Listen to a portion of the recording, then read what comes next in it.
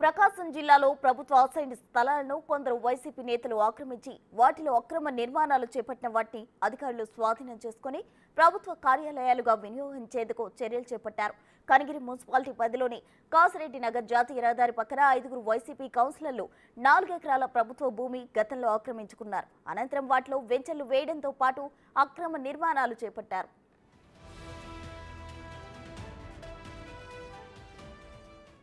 జిల్లా కలెక్టర్ ఆదేశాల మేరకు స్థానిక ఆర్డీఓ జాన్ ఎర్విన్ ఆధ్వర్యంలో అధికారులు అక్రమ కట్టడాలు స్వాధీనం చేసుకున్నారు.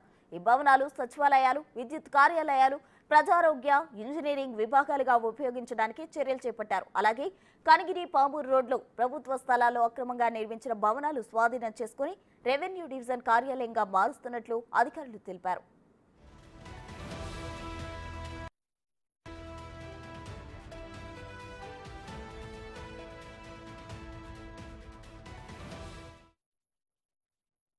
మన యొక్క నగరంలోని కనిగిరి నగరంలోని మరి ఈ యొక్క ఎంక్రోచ్మెంట్ సంబంధించి ఒకసారి దాని మీద యాక్షన్ తీసుకోవడం జరిగింది.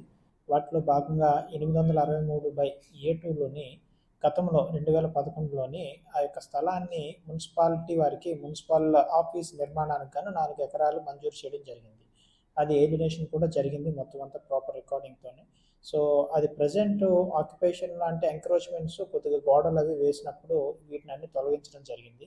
మరలా తిరిగి మొత్తం ఏవైతే ఉన్నాయో ప్రభుత్వ కార్యాలయాలు నిర్మాణానికి మా యొక్క స్థలాలు ఏవైతే ఉన్నాయో అన్నింటిని కూడా ఒకసారి సరిచేసుకుని దాన్ని మరలా పునరుద్ధరించడం జరుగుతుంది. ఇందులో భాగంగానే 863/A2 నెంబర్లో ఉన్న ఈ యొక్క చిన్న చిన్న గోడలు అంటే ఇల్లీగల్గా మామూలు టెంపరీ ఎంక్రోచ్మెంట్స్ ఏమున్నాయో జస్ట్ తీయడం జరిగింది.